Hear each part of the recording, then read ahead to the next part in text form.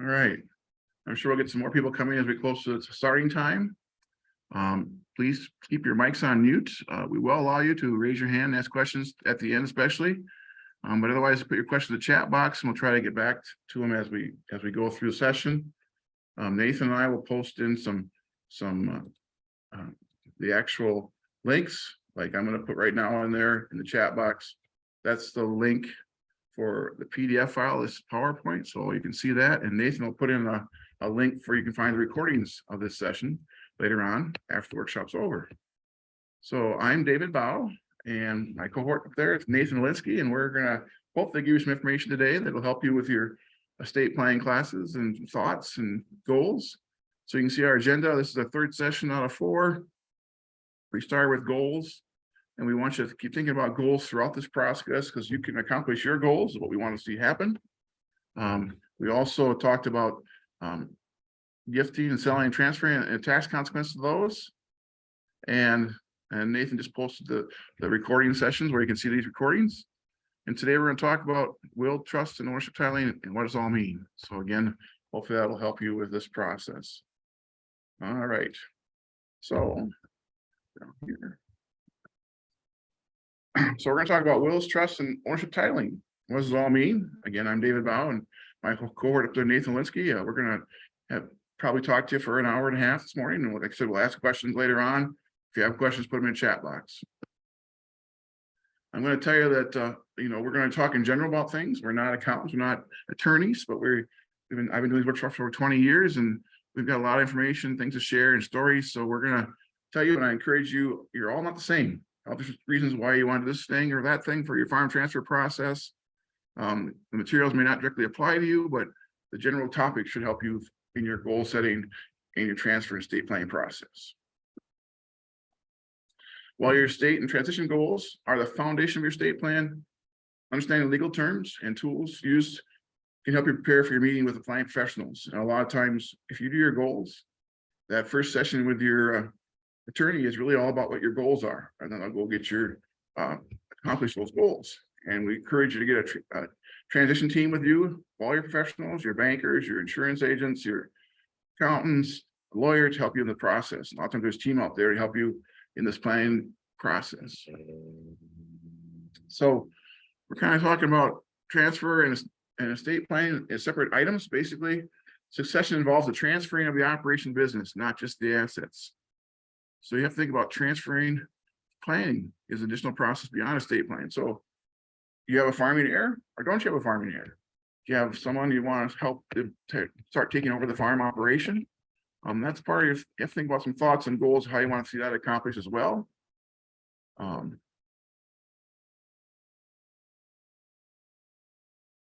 There's a detailed question in the chat box.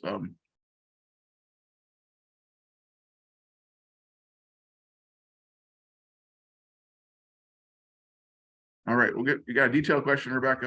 I'll read it later, and I'll get back to answering your question. I'm sorry for the moment. Okay. We will try to get back to your question though. So, anyway, succession involves, are you ready to give up control? Even little parts of the operations, the next generation. It helps when you're there to help guide them along, to help them make their own mistakes, because I learn best from my own mistakes. Actually, I'm listening to my successes. So think about that. And then estate planning involves legal process and proper pre-planning in the process. So what do you want to see accomplished in your operation, your situation? Again, it's different from your neighbors, but think about what you want to see to accomplished. Okay. My question up there. All right. So we're going to talk about wills and trusts and ownership titling today, and business entities. And wills generally are most associated with estate planning. And wills are very easy to do. They're not too expensive to set up today. We encourage you to probably see a professional. Don't necessarily go online, use a will that's out there. You can do that, but you might want to see a professional to make sure it's done properly.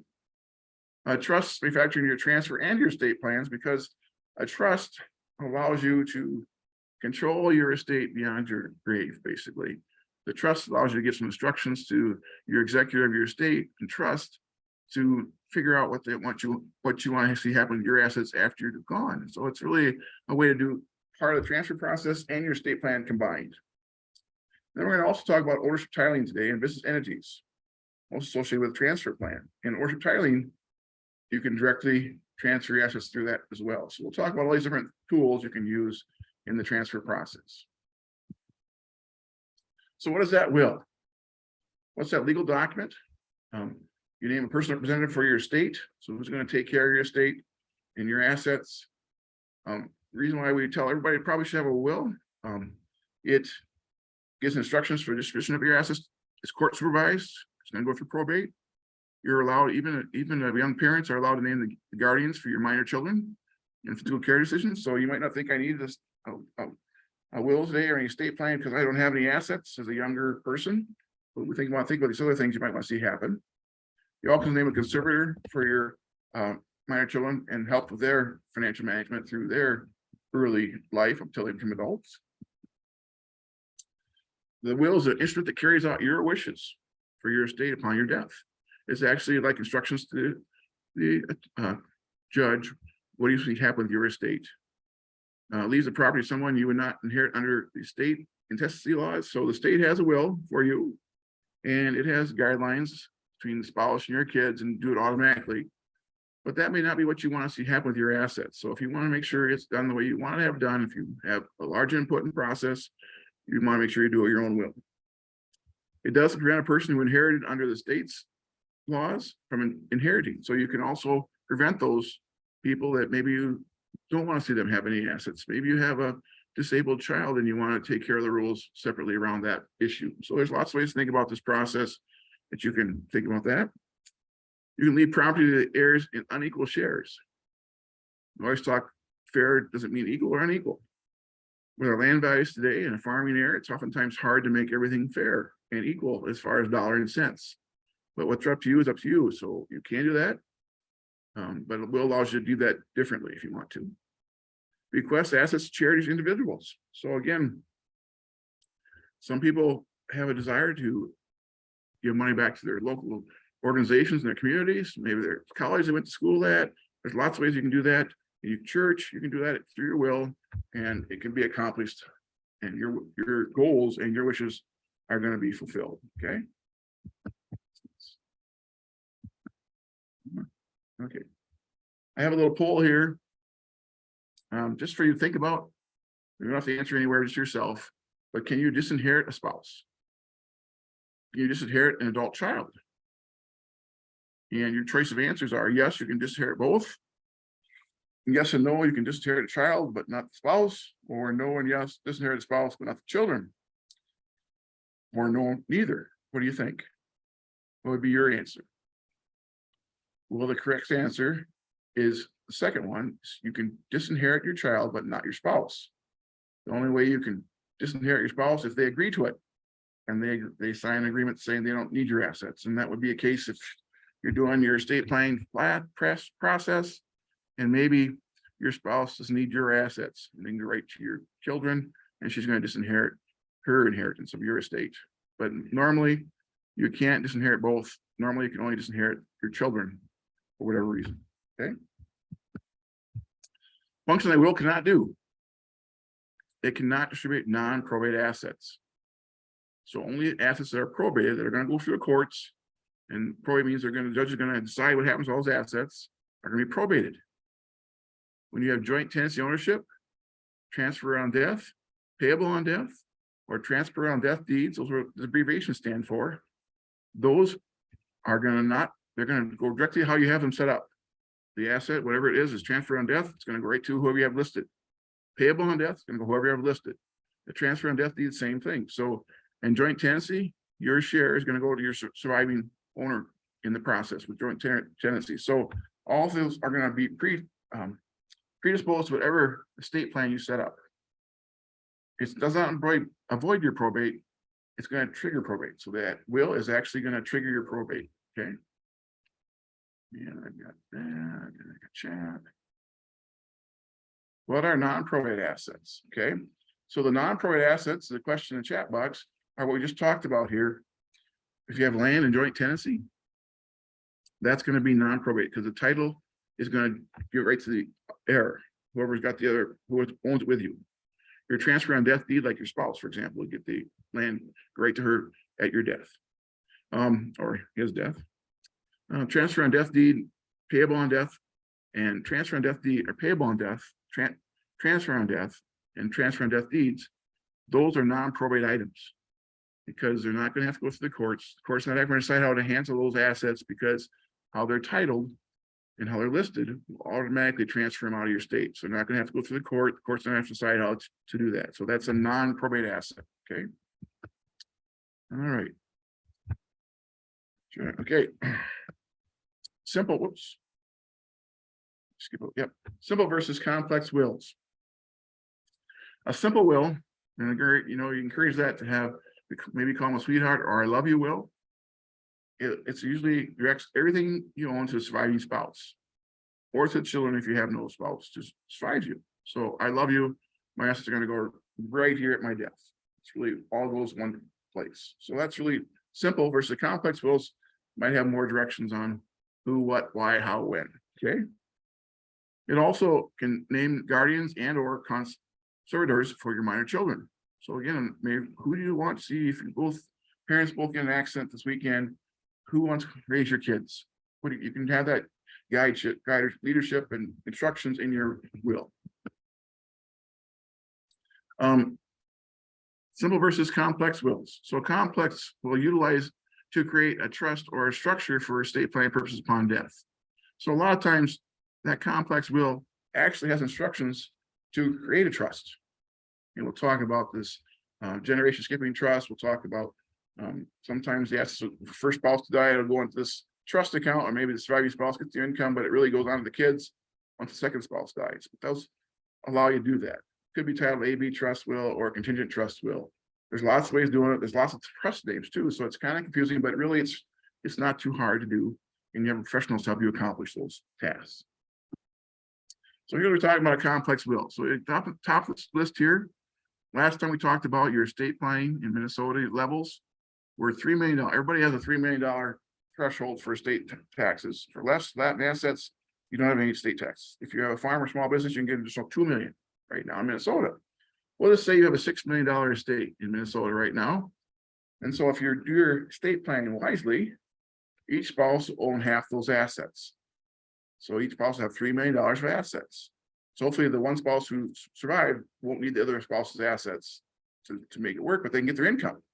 So the first spouse dies, and you've got the H one on here to the right, and you see a trust is set up. So usually the guys die first, unfortunately. The rest of the guys, they die. But the trust is set up after the male's death, or the female, whoever dies first. That trust income can go to the spouse off those assets of, say, farmland.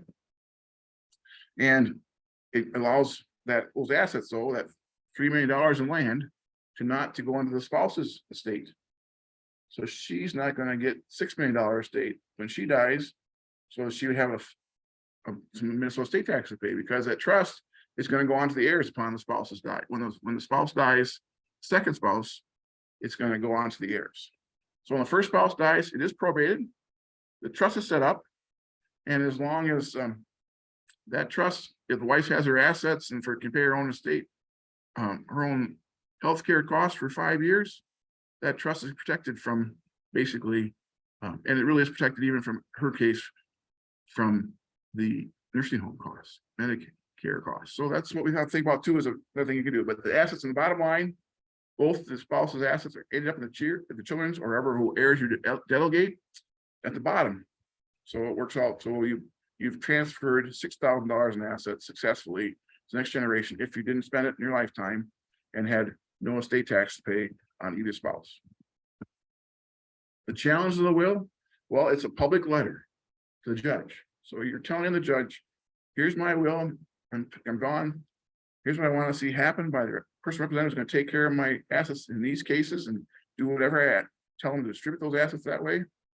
Probate occurs when you have 75,000 or more of assets, and it goes through probate in Minnesota, or any real estate. So if you have any assets that are real estate, it's going to go through probate. On the first spouse's death, if the property is owned individually or as tenants in common, it'll have probate. because it's not joint tenancy.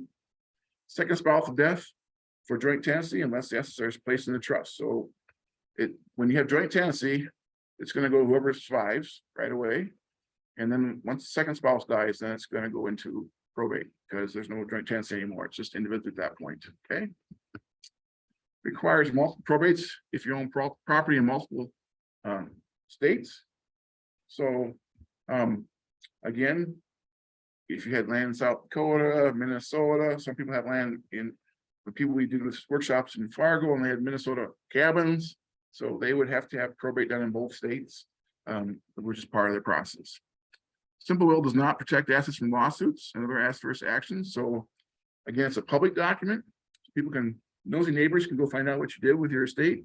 They can also, if you have issues around lawsuits and somebody wants to go after your estate, it's available to them.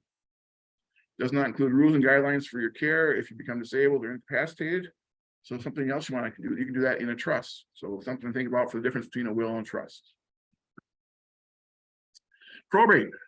So once they die, an average of 18 to 12 months time it takes to get probate completed. So after all, you get the assets distributed, you get everything done, you work with these attorneys, and you get that done. And so the will cost up front is not very expensive, but when you did the probate process, your costs. So if you have a $3 million estate, you can expect to pay 2 to 3% of that estate value to the attorneys as part of your probate fees.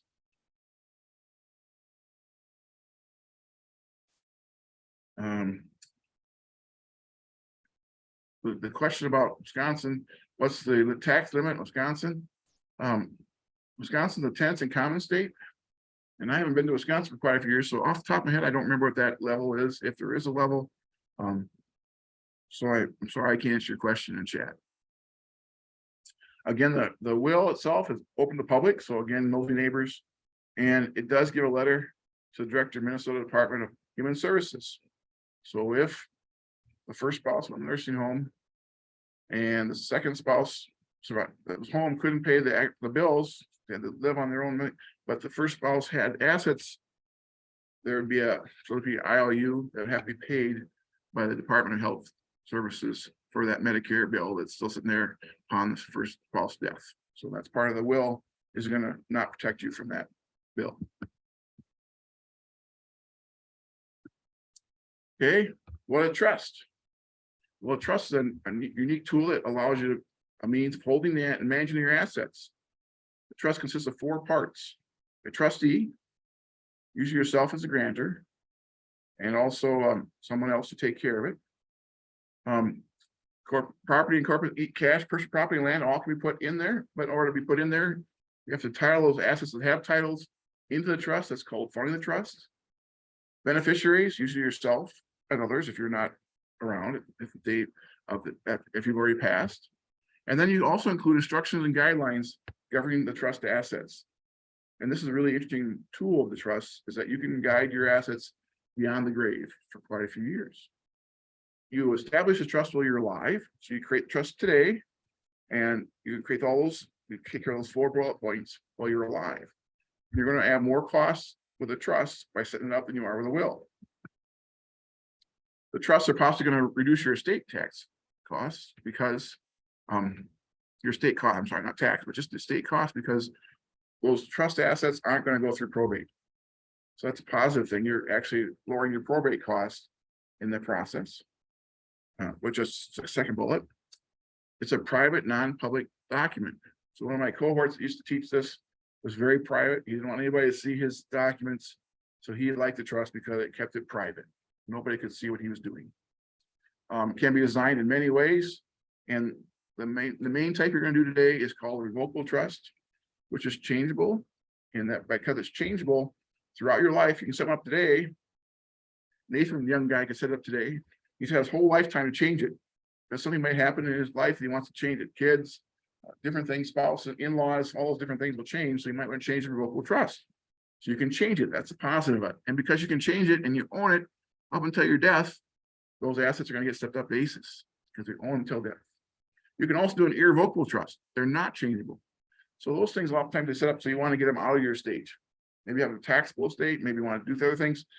But with an irrevocable trust, and a lot of times we don't get it really set up like irrevocable trust because you have no control. I can put some land in the irrevocable trust. I can get to rent off it all my life, but somebody else is going to be the trustee. Somebody else is going to manage it. Somebody else is going to inherit it, not me. So the only thing I get in that irrevocable trust is an income stream, and it's not changeable. It's going to be the case once I set it up and fund it. You fund an irrevocable trust, you are gifting the asset to the trust. So again, most time you set up trust today, it's going to be revocable because you can change the terms, you can change the details throughout your life.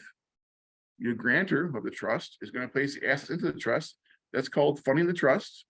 If you do a trust and you don't fund it, it's worthless. You paid a lot of money for a trust with no actual benefit. Grantor typically names himself as trustee and beneficiary, so you have a lot of control in the process. There's no income tax. You set up the trust, except for your pre-tax retirement accounts. There's a little more complication there, but basically you can transfer your assets into the trust, funding the trust, and you don't have to worry about those income tax consequences. The assets are included in your estate or local trust, and you get stepped up based upon your death, where the laws are written today. So that's a really positive thing about revocable living trust. You have control of the assets till you die. It's going to go through your estate and you set that basis. So that's a really big thing in right now in current law. You can't add, remove, sell, gift, trade, etc. All the assets from your revocable living trust. So again, that's a very big positive thing. Maybe I want something in there, but then I decide, oh, I want to give that away today. I want to sell it today. I want to trade it in. It's in my trust. I got to pull it back out and then take it over here and trade it. Whatever I trade it with, maybe I'll put that new item back in the trust. So it's really it's a living document. And because it's a living document, you should maintain it and do an annual review of it. Make sure it's set up like you want. It also enables disability planning, allowing instructions for your future care. So another big thing. So I get disabled and I can't communicate anymore. I can already have that trust set up and talk about how I want my be taken care of if that happens to me. I had an aunt that lived in the nursing home for 18 years and couldn't talk.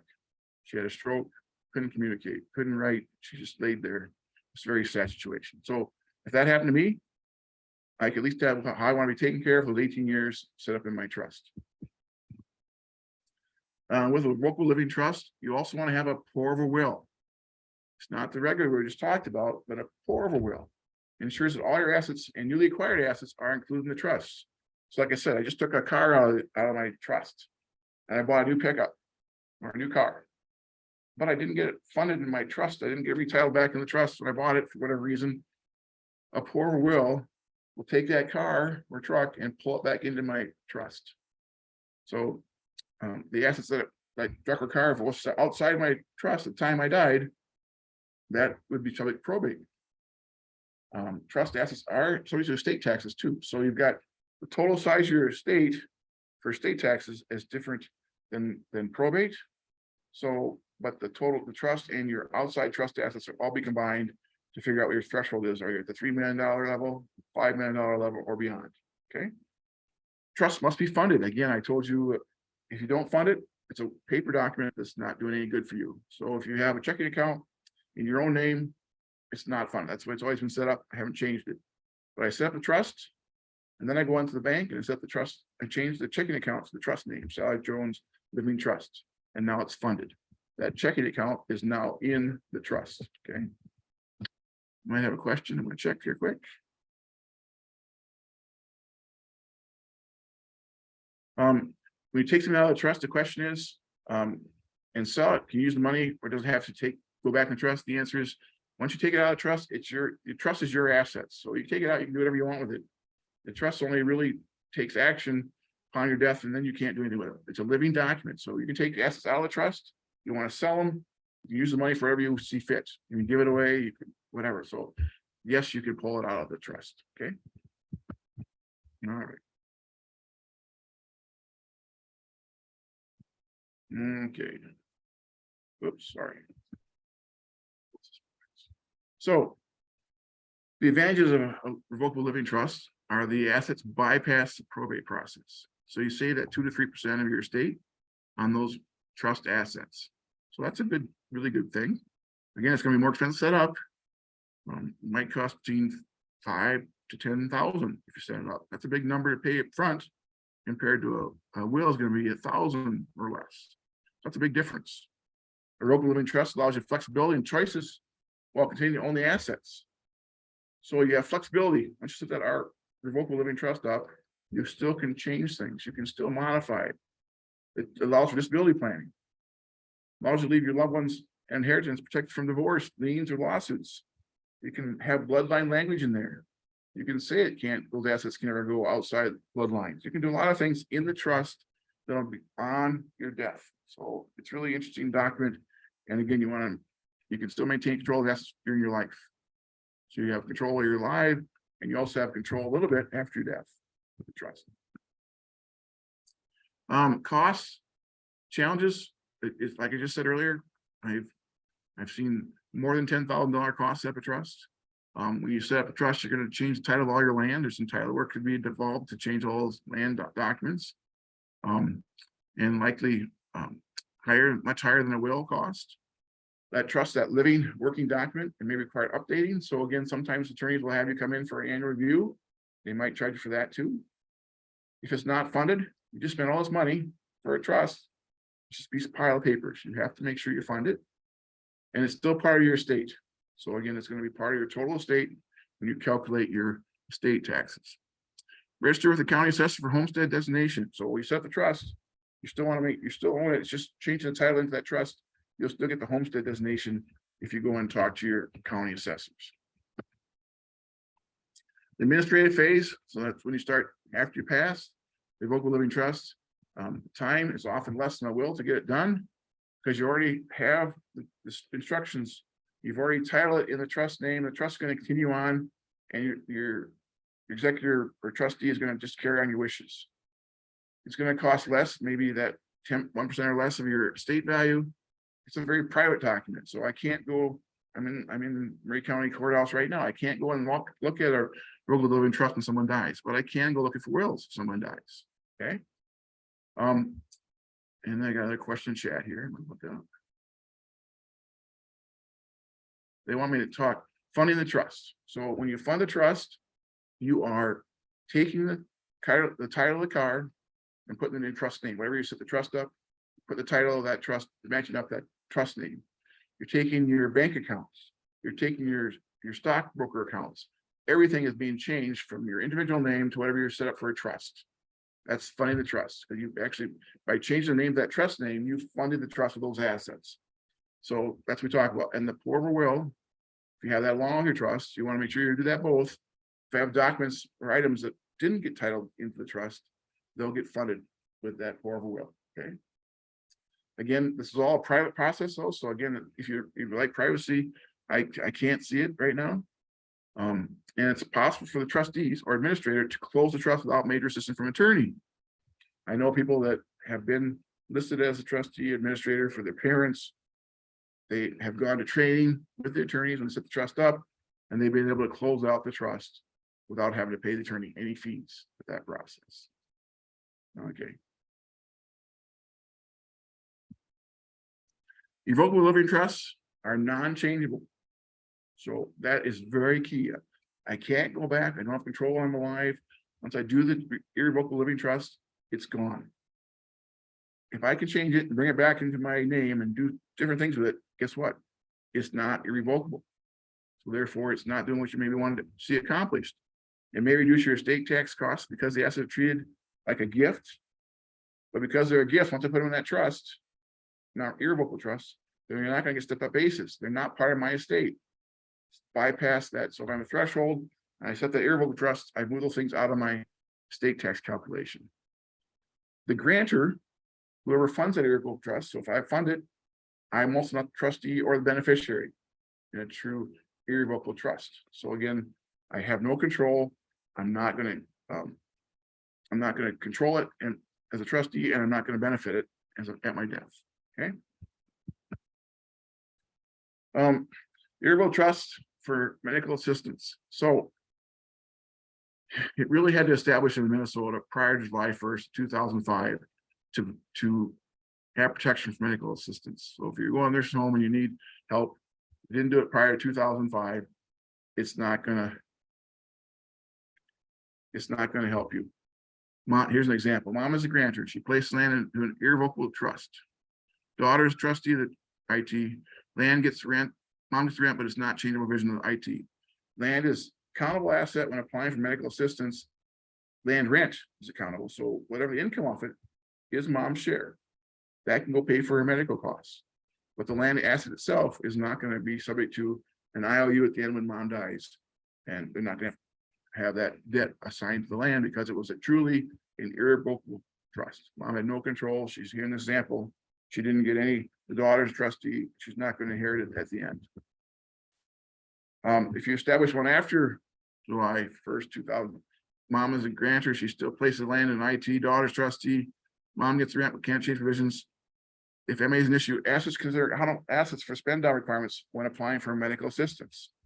So if you get medical assistance, you're only a threshold of very limited assets. And even though it's irrevocable trust, this asset land that you put into the irrevocable trust is going to be required for the spend down. So when you're applying for medical assistance, so you might not sell land at the time, but there's going to be an IOU created again for medical assistance. So they're going to come after you for the nursing home costs for mom. We also talked a little bit about charitable remainder trusts. You can do this if you're want to. It's an irrevocable trust. So what happens here is same kind of concept. We're close to Brookings where I am right now. So we're going to give somebody, we're going to give an asset to SDSU. Or we're going to give it to University of Minnesota. We give it to you. I should give it to you, I'm sure. So we're going to give to you some assets. I'm going to set up a charitable remainder trust. So I transfer the assets to the charity. I retain the income stream during my and my spouse's lifetime. So I've transferred those assets out of my estate. They're still under my control. In fact, I get the income off it, and it's a set up income stream, and it reduces the size of my estate. And it can reduce my self-employment tax, can reduce my income tax when I do the gift. And if my spouse and I both die before, there's still an income stream that will be part of my estate. Okay, it would go on to my heirs, and I have to direct. The second spouse have to direct how they want to see that happen. Farm Service Agency requirements for a trust. Farm Service Agency does not require a copy of your revocable living trust document unless the trust itself is receiving the payment, or if there's a recon on the farm. Okay. FSA will require a copy of the irrevocable trust documents because when you do an irrevocable trust, it's going to get its own. It's going to be its own entity. It's going to have its own tax ID number. So that'll cause it to be its own entity. But you want to work with your Farm Service Agency when you're establishing your trust or any structural changes to your farm. Okay. So, do you have an up-to-date will or trust? It's a question for everyone in the audience. Yes, no, or sort of. Well, that is one of our goals of these workshops, is that you at least go down after the sessions, get your goals in mind, go out there and work with your professionals and accomplish. If you think the will's right for you or the trust is right for you, go out and do either one. You think sort of, what's sort of mean? Well, I've done some planning in my mind. Have I done anything written? Have I actually changed anything in title or transferred anything? I have some goals I want for the farming area, but I haven't done anything. So your wills and your trusts, either one will help you see that your assets will go to who you want them to go to. Help that plan. I've got some questions up here. All right.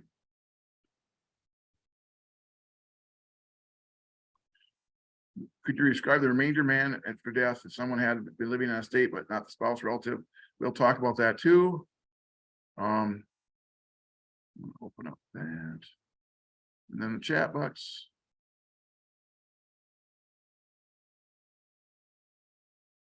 And we've gotten people answering questions here back and forth. So there we go. Okay. What we have here, we had a question.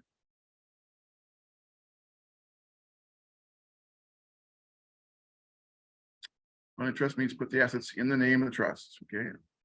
I don't know what the no means. Anyway, we are going to go back to Q&A. We'll talk about the remainder interest in a life estate. We'll talk about that. And how would someone reach a probate research? A probate will. So a probate will is just a will. The will itself causes probate. So, as I said, it's a letter to the judge. It's going to cause you to go through probate. So it's not probate will, it's just a will document that's going to cause probate. Okay. In your trust assets, you might have some, if you don't have a pour over will, you can have assets outside the trust that are going to go through probate too. If you don't have a pour over will, put them in the assets. And you might do that separately. You might want to have assets in the trust for specific needs and desires. And you might have other assets over here in a will. It's going to control those assets. You could have both if you wanted to. There's nothing wrong with that either. You can do both.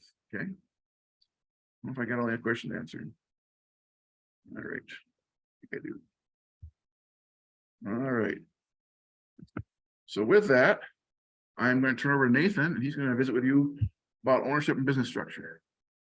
Yeah, hello everyone. Good morning, everyone. Thanks for attending. We have had a lot of good questions so far, and I'll continue here. I got about 20 minutes of stuff that I'll go over, talking about business structures and how they can be helpful in this farm transition process.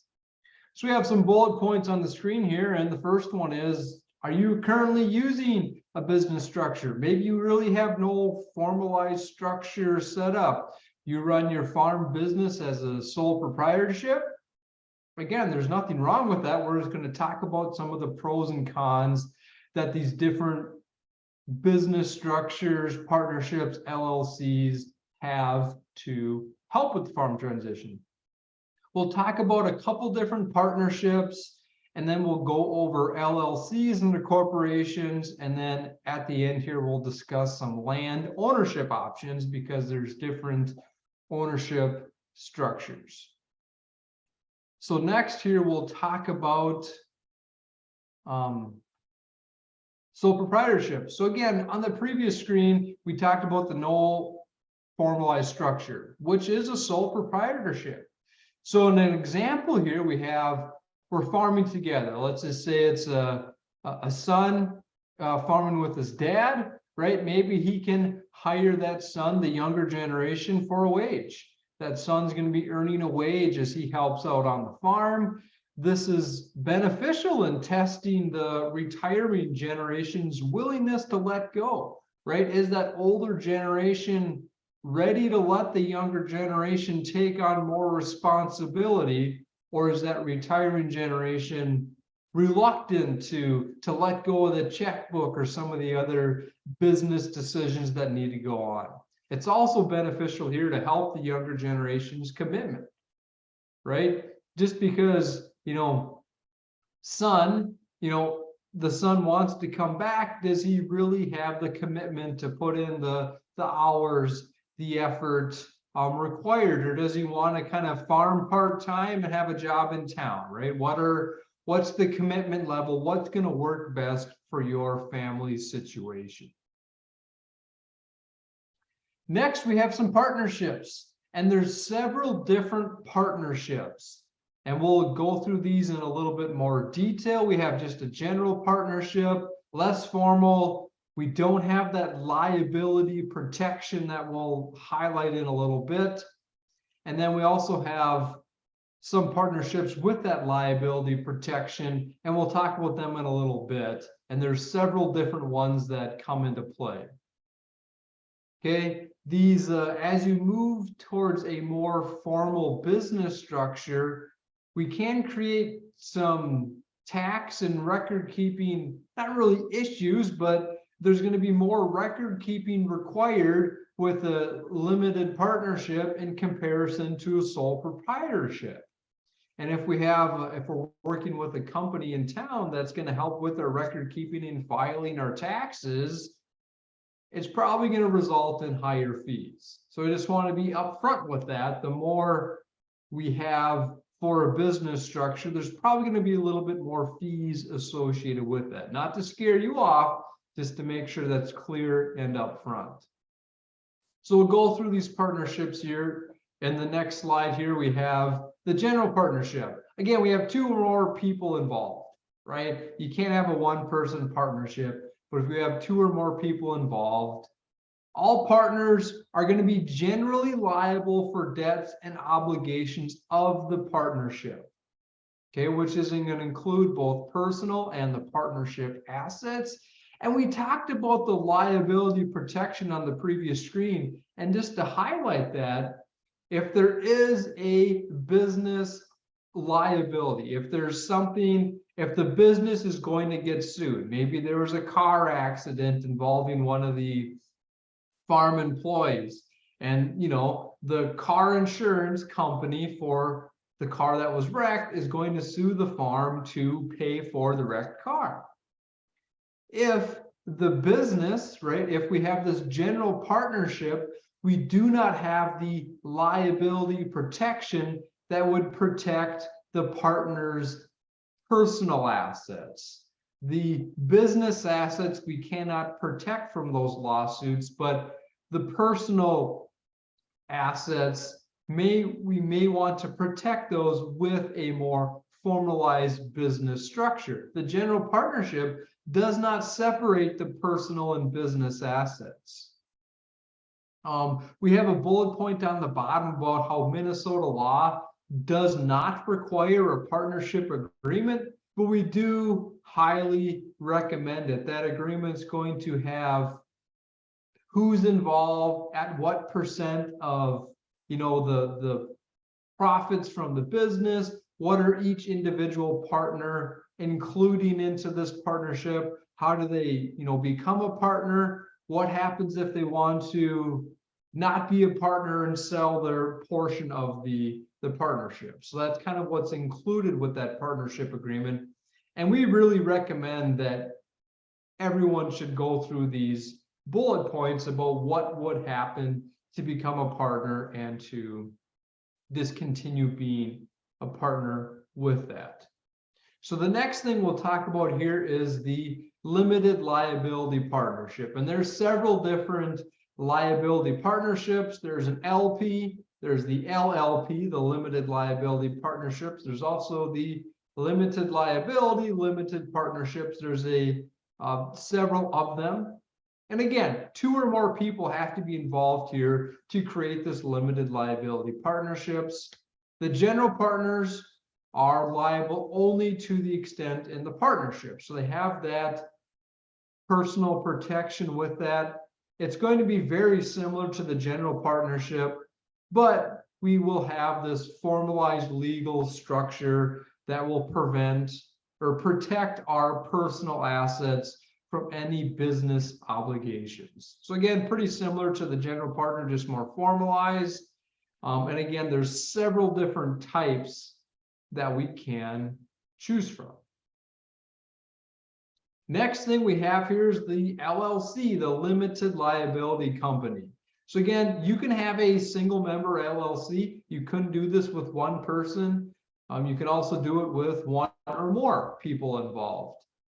On tax purposes, you can function as a pass-through. You can function the partnership or the pass-through for corporation. For taxation, you have some options on how you want to do that.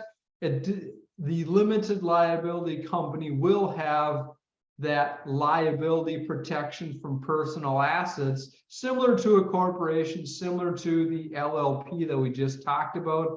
These are becoming quite popular, and they are, again, they're popular. They have a little more flexibility in the LLC in comparison to an S or a C corporation that we'll talk about next. Again, the corporation, little less flexibility. This is a separate, distinct entity from the individuals. So it's a whole separate animal. We have both an S and an C corporation. The S corporation can be elected to be taxed as a pass-through entity. And then the C corporation is going to be taxed at an entity level, and then also on the individual level as we pass through the profits through their individual ownership percentages with that C corporation. So we do have a little bit of a double taxation on the C corporation, but there's some other tax benefits that help reduce the negative side effect of the double taxation. Operating assets, they can go into a corporation. You can put machinery, you can put land, you can put other operating assets into this corporation. We do recommend, though, not to put land in the corporation, especially with the C corporation. Putting land in is a tax-free event. Putting land out is far from tax-free and can be quite expensive to take the land out of a C corporation. So just want to highlight that. I think we'll go over, again, the corporation. Its benefit is that it continues, this continuation longevity of the farm. It's a separate company. It's a separate business. So even if we have one member pass on, whatever the word is, if they're no longer with us, the farm business will still continue, right? Individuals can enter and leave without disruption to the actual business. We have that liability protection that I mentioned earlier. And again, there are some unique operating and tax deduction alternatives. Both the S corporation and C corporation have some tax savings that we can utilize in ways that the partnership and the LLC do not. So if that's one thing we are wanting, the corporation, they may be able to rent land from the shareholders without paying that SE tax. That also is applicable to both the partnership and the LLC. If one's owning the land and we're renting it to the farm business that's maybe thrown in an LLC or S corporation, things like that, we can reduce some of our self-employment taxes. All right, so we talked briefly about this corporate veil. So I do want to highlight that if we are setting up an LLC or a limited partnership or the S or C corporation, and we want to do this, right? Maybe for the liability protection, maybe for some of the tax saving opportunities that we have, we want to make sure that we're actually running them as a separate business. This is going to include a separate checkbook, right? If we have a corporation, that is a requirement to have a separate business checkbook in comparison to the personal checkbook, right? If we have our taxes and record keeping set up with a business in town, we don't want them to be going through the grocery bill, through the checking account in comparison to buying seed corn for the farm, right? We want to make sure we are running this as an actual business and not as the personal and business blending that we have. Also with this corporate veil, we want to make sure that we're running our annual meeting, right? With these corporations, the annual meeting is going to be required and that we're taking minutes. If you are setting your farm business up as an S corporation, you get audited and you have no meeting minutes from your annual meeting, the IRS is going to say this is not a legitimate business and potentially creating a lot of havoc. So we want to make sure that we're running things properly. And if you're going to work with either your lawyer or your accountant in setting up these business entities, we want to make sure we follow all the rules. Again, check all the boxes, cross your T's, dot your I's, following everything appropriately.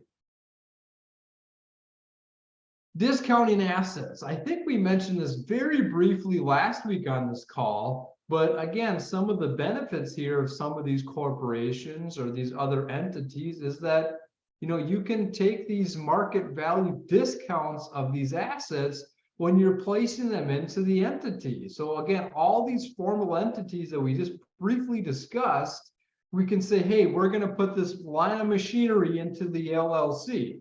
Maybe the market value is $500,000, right? We can take a deduction there of 25 to about 40%. I know there are some tax preparers who want to discount that a little more steeply, but that's probably going to result in someone looking at that. And if you would go through an audit, probably not fly by unnoticed. So again, we want to make sure that 25 to 40% reduction on assets, but there's pros and cons to that, right? The advantage, it's going to lower the value of the total estate, right? That's a plus. If we want to have our son buy into this farm business, they have a lower cost that they need to buy into because we have some of these assets are discounted. The challenge with that, though, it's going to lower the basis, right? If you have basis on that machinery, if you discount it to place it into these entities, that basis will get reduced. And if we ever want to sell those assets, right, you might have to recapture some of that basis, being that it's discounted. We just want to highlight there's a note there. The IRS has been making both rules in favor and against this discounting. So again, talk to your CPA or your lawyer to make sure that you are within the proper limits of what is fair and accurate. All right, again, discounting, kind of why this is a thing with these, closely held family businesses. They just don't have the overall fairness of market value. It's tough to sell it, right? Again, if you are a minority owner of a closely held family business and you want to sell it to a non-family member, they have limited interest in doing so, right? This isn't comparing, Polinsky Farms LLC to the Apple Corporation, which is traded on the, New York Stock Exchange and has very easily accessible market value, right? We can say, hey, that's worth $100 a share. On the small family businesses, it's tougher to come up with an accurate value. And that's why this discounting does apply, and it's why it is a thing. Yeah, so again, there's pros and cons with it. How these business structures can benefit in the farm transition process. The biggest pro, one of the easiest ways to do this, or the biggest reasons for doing this, is you don't have to necessarily deal with specific assets. Maybe you have a son or daughter wanting to come into the farm and they want to take ownership of assets. You don't have to sell them the tractor one year, a set of cows the next year. You can transfer a percent of the business. Let's just use an LLC as an example. You can sell your daughter Susie 1% of the farm LLC or 2% of the farm LLC instead of, again, one specific asset 1 year and 1 year the next. They can transfer ownership as finances allow. Maybe 1 year the farm made, they made a little more money. They can buy in, 5% 1 year. Next year, maybe they're only going to buy into, 1% of that farm. Again, the entering generation, they can acquire this ownership and management as their finances allow, a little bit easier with some of these business structures in comparison to specific assets with not the specific structure set up. We do want to pay attention to the Farm Service Agency. Dave mentioned this earlier when setting up the trust. But with these different business entities, right, if you are a member of an entity, right, the LLP, the LP, LLLP, LLC, or the different corporations of S or C, that entity is usually limited to one USDA payment limit of $125,000. Okay, so right, if you are signed up for Farm Bill programs, right, be dairy margin coverage, ARC or PLC, you're typically limited to $125,000 per entity. I know I've talked with different partnerships and they continue to farm as a general partnership instead of the LLP to have two set of $125,000 payment limits. So these general partnerships, each partner can have that.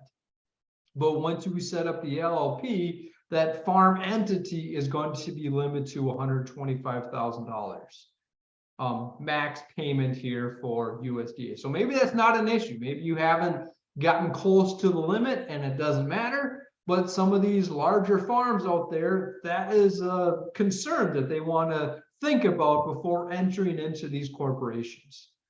And again, this bottom bullet point, before you enter a business entity, make sure you know the background of your business partners, right? Maybe you want to start farming with your cousin, but potentially they have a wetland or another conservation violation that is against FSA policy. So I guess double check that, know who you are getting into business with, make sure you can trust them and they have no prior convictions that, again, FSA will not appreciate. So again, we have this quick graph and kind of wrapping up this business structure section, right? We can see we have the smiley face, the little frowny face, and kind of the straight face, where the sole proprietorship, right? The structure, pretty easy, right? That's a smiley face. The partnerships, right? Not a frowny face, but kind of the straight face there, where it's got some pros and cons. If we look at, we just go to the formation line, right? The sole proprietorship's pretty easy to form it, right? There's not a lot of difficulty. Where if we go to the C corporation, the S corporation, we have that kind of frowny face because it's a little bit more difficult, a lot more paperwork, rules that we need to follow in setting up an S corporation in comparison to the sole proprietorship. Again, I'm not going to go over the whole table, but we can see that for future use that there are pros and cons, and this is an easy table to follow. All right, we'll talk about some property ownership types. Yeah, there's different ways to title land, right? You can say, hey, it's me and my brother, it is me and my wife, and what happens upon death. And we'll go through that in the next few minutes. All right, so again, sole ownership. This is going to be the simplest form. One person owns the property. Upon death, probate will be triggered, right? If you have a will or if you die without a will, right? And then through that probate process, we will determine where that ownership continues on to. The tenancy in common. So again, this is going to be two or more people own property together. Ownership shares do not have to be equal. It doesn't have to be a 50-50 split. It can be 60-40 or however we want to break that down for this tenancy in common. Upon death of one of the tenants, the decedent's portion of the property is included in their estate, triggering probate. So maybe we have two brothers that own farmland together, and they don't want, upon one of their deaths, they want their land to go to their children and not to the brother. That's kind of what this is designed to do. But again, if your deed does not specify ownership type, it is automatically tenancy in common. So again, we already have this ownership, but upon death, it's going to be split out and probate's going to decide to do what to do with the brother half of the farmland or whatever the equation is. And then the next one here is joint tenancy. So this is going to be property is owned equally by two or more people. We're going to have specific wording, the joint tenants with rights of survivalship, not as tenants in common. So my wife and I recently just bought a parcel of land, and we did this joint tenancy where upon death, ownership is going to pass to the surviving joint owner. So with that land purchase with my wife, when I die, my wife gets everything. It's not subject to the decedent's will or trust. It doesn't go to my children. It would go to my wife. So this transfer would be automatic. Again, not subject to the will or trust, not subject to the probate process on the first death. So again, that's kind of the difference between the joint tenancy and tenancy in common. As we move on to the next one, I think Dave is gonna wrap this up, and then we'll get all these questions answered, as we about to. Oh, there's a question to go back, Dave, for the tenancy in common slide. All right.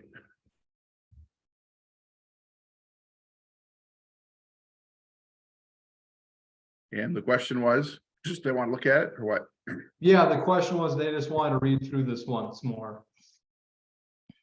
So, all right, they're good to go. And then we will, we did have one question in the chat about recommending to putting land into the S corporation. And I think my point there was more negative on the C corporation. The S corporations, it's a little bit easier to put the land in and out. So more a negative on the C corporation in comparison to the S corporation. Land in the S corporation is not a negative. Is that correct, Dave? That's just the comment that we try to talk about. It's really hard to get the land out of a C corp. The S corp is more not so bad. So that's what he's just saying. Yep, you're just fine, Nathan. So now I'll talk a little bit about life estates and remainders. These were done a long time ago, and they were kind of common. They're still done today, but not as commonly done. The irrevocable trusts and irrevocable trusts are done today more than this life estate. Life estates individual right to use the property and receive income from until death. So remainder interest is the right to receive whatever is left when the life estate ends. So the life estate ends at the death of the holder, and Minnesota can recover the value of the life estate put in place after August 1st of 2003. So if you set up one recently, there's going to be some, if you have some medical assistance payments were made, whoever was in the nursing home, and you had this life estate set up after the 2003, August 1st, 2003, there potentially is a liability created that you're going to have to pay. Okay. This table is kind of showing that. So we live longer and longer, although last year our life expectancy in Minnesota, our United States actually shrunk because of COVID and other opioids and different things. Our life expectancy in the United States is shrinking a little bit last year. But this shows you the remainder interest. So even 85 years of age, you, oops, can't really see the top here. Oops. 85 years of age, you see you have a 35% ownership in the life estate. So when you go down to 95 years of age, you still have 22% ownership. So that's the part that the Minnesota will go after for your medical assistance if you had any received in that time. I have a question in chat I'm going to look at quick. Oh, okay. All right. So any question about that? This is a very informative chart. So that it shows you even at a long time of age, you know, there's still quite a bit of liability potential if you had to go on medical assistance. Now we're going to move on a little bit and talk about ownership by contract. So beneficiary designations. So you can list a beneficiary on these tools: insurance, annuities. So that if the only reason why you would want to do that, if you don't put yourself down as a beneficiary of life insurance policy, for example, then it's going to go outside your state. If you own the policy and you list yourself as the beneficiary, guess what? It's going to be included in your estate. So you don't want to do that necessarily unless you have another intention to do that. If it's done correct, the asset is going to pass directly to the beneficiary listed on those policies, or else your annuities. When you transfer to a trust, the assets at death pass through the trust to the heirs. So in other words, you've transferred the assets in front of the trust, and the assets at death are going to pass through the trust to the heirs, whoever you've set up at that point from the trust. There are other designations. We talked about this a little bit earlier, but payable on death.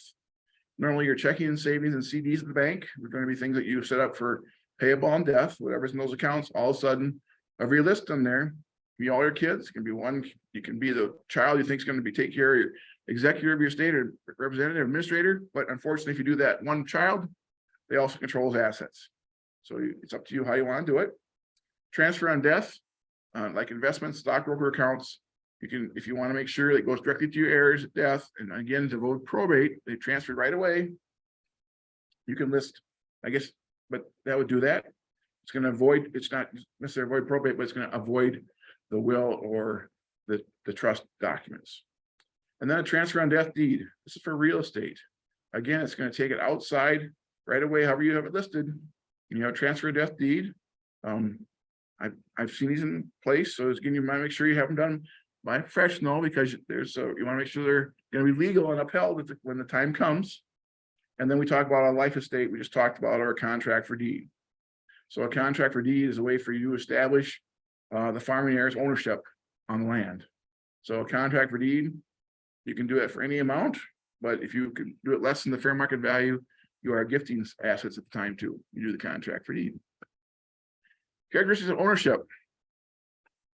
The ownership method does not protect the assets from lawsuits and other adverse actions. So no matter how you set it up, transfer on death, payable on death, it's still going to be an asset you own when you're alive. Therefore, if I go home today and I hit somebody and I hurt them and kill them, their family could sue me and take those assets. Individual tenant common ownership requires probate upon the death of the first person if there's a will. So again, individuals own individually, or as tenants in common, that share of that ownership is going to require probate and go through my will. A joint tenancy property, like Nathan was describing with my spouse, it's going to avoid probate upon the first death and may require some probate upon second death, because there's no more joint tenancy after the second person dies. The ownership can affect full or partial step up in basis. So again, if you have joint tenancy property, and Nathan and his wife are just talking about having an example of some real estate, and unfortunately the guys die first, so Nathan's going to have an accident, and so he's going to get a stepped up basis on his share. It's 50-50, so it's going to joint tenancy 50-50 of that property. So 50% of it's going to be stepped up basis when he dies. And then if his wife tries to sell it during her lifetime, she can, but she has to keep track of her basis and his basis separately. And then the second death, it doesn't matter. The whole thing's going to get stepped up basis because she's going to own the whole thing. Second death. Okay. So that's what you're talking about, partial step up in basis or a whole basis. So we've gone over a lot of stuff quickly. It's a lot to remember. You probably don't need to know all the things we share with you. We've tried to give you some ideas today about tools you can use to go out and talk with your professionals and have them help you accomplish your goals. Can you explain step up is a question I have in the question check box. So stepped up in basis. So when I usually use land as a good example and stepped up in basis. My family farms are out in South Dakota on my mom's farm.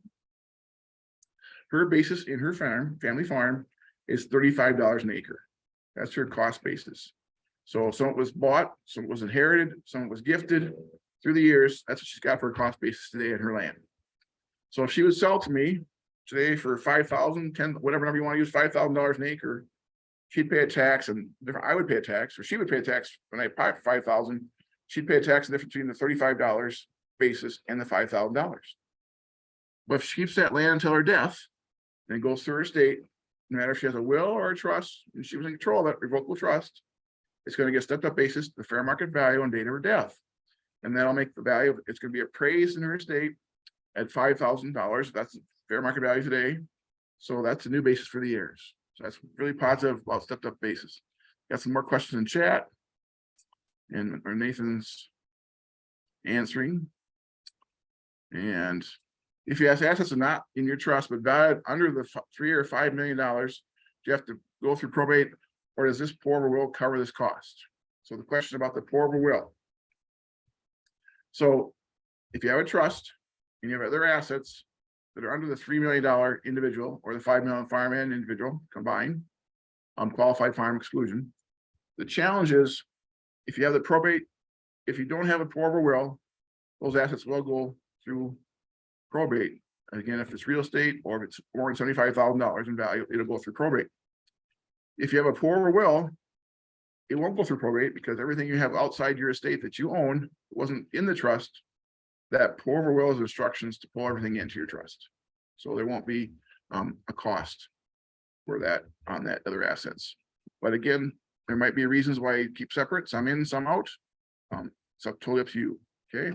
Have a raised hand here, maybe or not. Not maybe. Maybe would disappear. All right. So again, we've talked about different things. This is re-recorded. So you can look online as you want to later. I'm going to put the chat box right now where you can see this PowerPoint. If you want to go look at the first two and this one and the one next week, we're doing another one session. So you can see that Nathan's going to put in there the link for the recordings. So you can look at that in the chat box. I am going to go back over here though and close it. And so in summary, we talked about wills. And again, wills are just, you can do a lot of instructions in wills. You can decide who's going to get this bottle of water or mom's silverware set or grandma's teapot. You can do everything in detailed order on what you want to go through a trust or a will, but a will is going to go through probate. It's subject to probate because it's a letter to the judge. And when you go to the judge and they distribute your assets through your will, that's going to be probate. And we talked about the cost is very cheap setting them up. The cost comes when you actually distribute the assets, okay? Then we talk about the trusts. There are two types, and most time today you're going to do a trust called a revocable living trust, and that's going to be in your control. You can change the assets, you can change the descriptions, you can do all the different things. You can do it's your assets while you're alive. It's a living document. So the good news about that is you can change if things change in your life. The good news about it too is it also both the wills and the trust get stepped up based on everything you have in those tools. So that's a positive as well. The trust, the only drawback on a trust, there's a big bill up front. It's going to cost you a lot today versus a will. And we also talk about irrevocable trusts, which are a little different tool that you put outside your estate because you gift the assets to a trust, either irrevocable or revocable. There's no stepped up basis because you don't control it anymore. Your death. It's outside your estate, so that doesn't get stepped up basis. We talked about ownership titling in entities. Nathan discovered that in how you title your assets is going to take precedence over the trusts and wills. So that's going to be the first thing. So you can have 3 different levels. You can have all 3 of these tools in place and use them in your estate planning process if you want to. And there'd be reasons why you do that.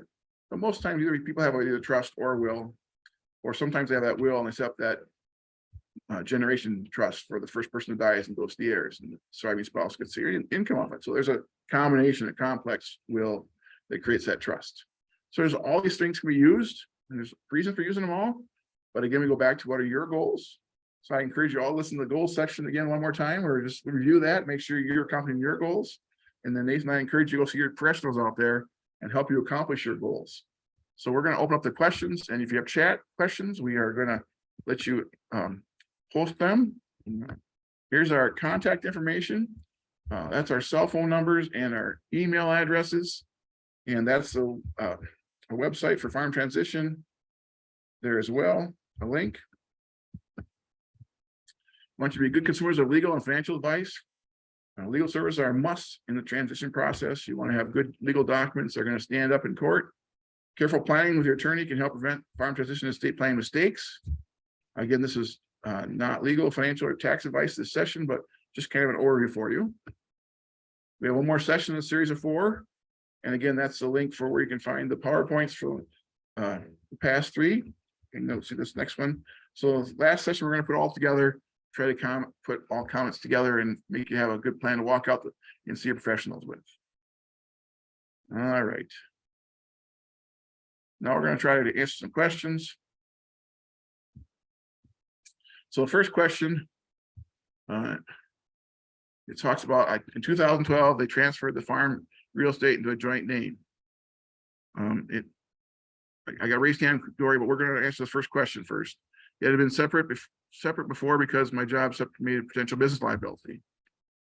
Equipment's still in my husband's name. He does 90% of the work.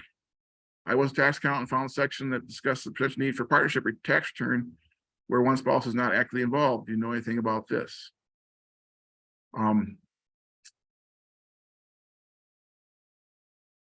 So the partnership, if you're farming together or, separate question I have is the equipment is still in my husband's name.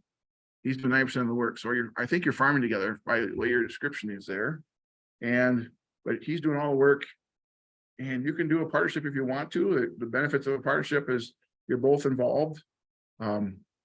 you are sharing those assets equally. You transfer the real estate in joint tenancy. So if that's in the partnership, formal or informal, you both have a half interest in the land now because you put both names on it. So the partnership tax return is, you can do that if you want, even though you're not actually involved, you actually have the assets together, is how I word that. So the question is, you can do it, they're formal, informal. When you say 90% of the work your husband's doing, that means basically he's contributing that labor, doesn't necessarily mean that's how the partnership has got the assets involved. Could you describe remainder interest after death if someone had been living on a estate but not a spouse or relative? So Lyle, I'm a little bit confused by your question. Could you describe remainder, man, after death, remainder interest basically after death when someone had been living on a estate but not a spouse or relative? So if I'm assuming from that question, Lyle, that you're the person that's getting part of the you've actually got the life estate transferring the assets to you from, not from a spouse, not from a relative, but it doesn't matter who's renting, but their nursing home expenses are still subject to that remainder interest, what we're talking about. So, and we showed you that chart in there. So you have to, matter if it's spouse or relative, it's the remainder interest is always there. And that's when it becomes an issue when somebody gets put in the nursing home. Okay. And there's a bill that's paid that's by the nursing home that's not paid by the person in there. I already answered the probate will. We talked about the probated and putting that remainder or the forward will for revocable living trusts. If you have assets not in trust and value, we talked about that one. If I receive, when my tax liability be required, so we receive assets from a trust. The tax liability is not required from you. You know, you're the trust. You're the beneficiary of the trust. You get a stepped up basis of those assets, the fair market value. Your only tax liability would be if, say, your parents died last year, it was valued at the trust at $5,000. You sell it this year for $10,000. Well, then you'd have a tax liability. But the moment you get the stepped up basis on the trust assets, when you inherit it, and we're gifted or whatever for the trust, and then the tax liability would not be yours. The only tax liability you could possibly have if there was estate taxes owed and there was no assets to pay the state taxes in the, like there's no checking account. Everything was in real estate. So that sometimes comes along. And you're talking about election for married couples. This is the IRS page. And I'm sorry, but I'm not an accountant. So I think you're the accountant. I don't think I want to go there, and we can look at it, but I'm not going to go that far in depth. Okay. We talk about the remainder interest. If you let a person stay on your property due to their bad situation, what happens after my death? So if a person's living on your property, and what happens after my death? Well, it doesn't matter if they're living on your property if they have no ownership interest. However, that land was titled, Lyle, is how it would be distributed at your death. So you can put them as an heir to your estate if you want to. You can put them as an heir to get in the house if you want to. But as long as it's not listed as and they're not a relative, nothing involved with your, like you said above, they're not a relative, they're not going to have any rights to that property. You have to do something. You can do a transfer on death deed. You can do a will and state that. You can do a trust and state that, but they're not going to have any assets. And if they're in a bad situation, there may be a reason why they don't have assets where they're living you, but if they pass on and they the assets, maybe it's still going to be a bad situation. So everybody's situation is different. So I would not take that. I would let that vary. So I'm going to stop recording here for a minute. And I'm going to